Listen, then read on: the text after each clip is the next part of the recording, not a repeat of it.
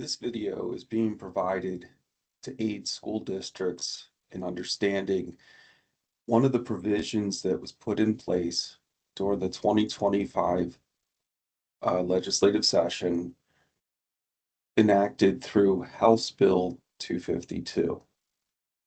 And it's specific to changes that occurred in section Montana Code Annotated Section 20-9-306 9B. 9B of that section of law has an adjustment that says that certain situations will modify a district's maximum general fund budget limit. There are two items that are required to have that maximum general fund budget increase. One, school district needs to meet the legislative goal for base teacher pay under 20-9-324. If you'd like to know more about that particular procedure, that's kind of being known as the STARS Teach Act. Please go ahead and look into that further if you're not aware of it. That's one requirement for having your maximum budget increase. Second is the school district has to have territory within a county in which the median market value for residential property is greater than 105% of the median county market value for residential properties in the state. That calculation is done by the Department of Revenue and provided to the OPI. And so for school districts that meet these two requirements, their maximum general fund budget should appear as increased. And we're going to go ahead and give a few examples to show the differing impacts that can be the result of that increase. So that's what this presentation is intended to show. However, before we get going on this, I want to review a couple items on this particular spreadsheet. Spreadsheet that's being displayed right now is known as the General Fund Budgeting Spreadsheet. It's provided to school districts on an annual value to aid with budget possibilities for the ensuing year. I want to review four things, two being the budget limits, and the other two being the voting limits. To do so, I'm going to focus on an area on this spreadsheet called the budget summary. And to go ahead and give an example, I'm going to choose Chinook Elementary. In this particular example, you can see here is a base or minimum budget limit. By statute, school districts need to adopt at least the base, and so that can be considered the floor. There's another component known as the max or maximum budget limit. Just keep in mind these two values, max is not necessarily the highest. We'll get into that in a second. Keep in mind that the base and the maximum budget limits are simply calculations based on proportions of the components that go to make up the general fund budget. So it incorporates some portions of the per student entitlement, the basic entitlement, what is known as the 5 funding components that are 100% state paid, and the special ed allowable cost payment, and with an increased portion added. So these are simply mathematical formulas based on various calculations set forth in statute, and they represent a floor and then also what is termed maximum budget limit. Let's focus on the next two items. There is a highest budget without a vote, meaning This is the budget a district can adopt without going to the voters for an additional overbase levy. There's also a voting limit known as the highest budget with a vote. This would be an amount that is the cap, the highest budget of a district, should the district either have permissive budget authority towards the overbase area, or they go and seek an overbase levy to attain this amount. Let's talk about these two values. The highest budget without a vote is, in its simplest form, the base budget limit plus what we term the 5-year look back. This would be any previously voted on overbase levy that is now permissive. So if I'm to add the 5-year look back to the base budget, it should get the highest budget without a vote. The last item is the highest budget with a vote. The highest budget with a vote can be defined in its simplest terms as follows. The highest budget with a vote is either the adjusted maximum budget limit or the prior year's adopted budget. Whichever value is higher is the value that will appear here. And now you're saying to yourself, this number is not necessarily that exact number. There's a reason for that. When we look at the prior year's adopted budget, it gets adjusted for increases only to various components. And so how we usually define this or describe this is we say you get to choose, or I'm sorry, the calculation chooses for your highest budget with a vote, either the adjusted current year maximum budget or the prior year adopted budget with adjustments. There's a explanation in some of our documentation, known what we refer to as hand sheets. They're published on the website. Also, if you're interested, there's another tab in the spreadsheet called the Gen for General Fund Budget tab. If you scroll down through, you can see those increases. Okay, back to the description.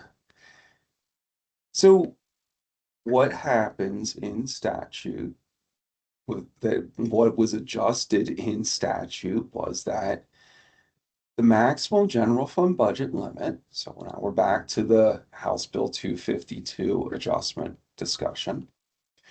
It says calculate max, then determine if there's a high cost housing adjustment to create a final maximum budget limit. Now let's use this particular school district, Chinook Elementary, as our example. What you may notice here is the high cost housing adjustment has a 0. It has a 0 for one of two reasons that have already been mentioned.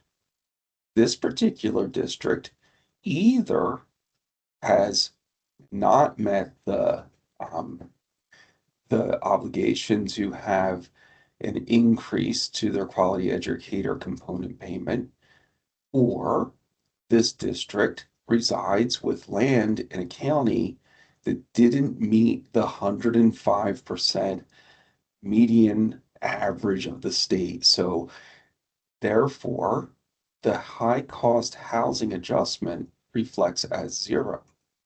And so the adjusted maximum budget is equal to the initial calculated maximum budget. And so if this district, I'm going to use a little cheater's method here, if this district was to adopt either the highest budget without a vote because they choose to not go out for an elected vote, you can see here that the high cost housing amount used still reflects 0. And if this district went out for an overbase levy to achieve the highest budget with a vote, they also don't have any impact associated with how much is used. So this is one of four examples I intend to go over this with this presentation. So there's one example. Let's move on to the next school district to show how this maximum adjustment may affect school districts differently, and it's necessary to know what budget the district intends to adopt to find out how the high cost housing adjustment or the maximum general fund budget adjustment amount will impact the school district. My next example is to describe Lima School District. Lima School District is a K-12 district, and therefore it's impacting on this column over here. Note that whether your district is an elementary, high school, or K-12 district, the adjustment for the maximum budget limit and how it impacts is handled the same way. So there's no distinction or differentiation. These columns are separated only for the fact that it's easier for school districts to see the impact for their circumstance. Okay, in the Lima K-12 district, what I'm going to do is I'm going to adopt the highest budget without a vote. That would be this value here.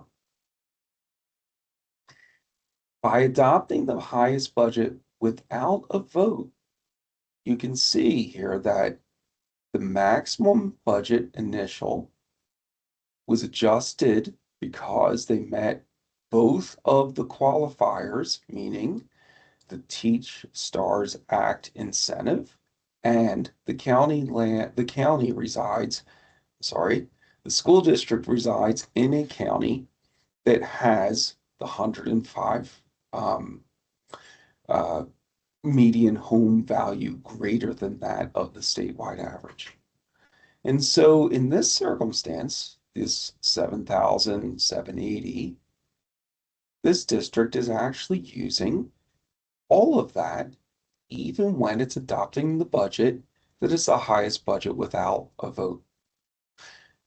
Let's take a look at that and understand the reasoning behind why this can happen. What I see here is the highest budget without a vote value, 1,051,000, is greater than the adjusted max budget. How can that be? The answer is most likely as follows. This school district I can see is experiencing declining enrollment situation. Previously, the school district had authorized the collection of overbase levies through votes that are now permissive, and so the base plus any authorized overbase levy previously adopted allows for a highest budget without a vote that is greater than the adjusted maximum value. Remembering that the highest budget with a vote is the hard cap situation. And so in this circumstance, when this district adopts this highest budget without a vote, they are utilizing the adjusted maximum budget that is specific to high cost housing. That's one example that I wanted to share. Another example that I want to share is that of Lewistown Elementary School District. In this circumstance, we're going to also adopt the highest budget without a vote. In this circumstance, we can examine what's going on. Here we have an initial max. Again, the school district meets the two qualifiers. The maximum budget limit is adjusted. They've adopted the highest budget without a vote. And yet, in this circumstance, this district is not using any of the high cost housing amount or the adjusted max. Why is that? In this circumstance, you can see that the highest budget without a vote is a value that is less than the initial max value. That means that the base plus any prior authorized overbase levy that is now permissive totals to a value that is the high cost, I'm sorry, the highest budget without a vote. And because it's an adopted budget that is less than any of the adjustment, this district isn't using any of the high cost housing amount. Let's do let's do a fourth example. Final example I have for you is for Gardner Elementary.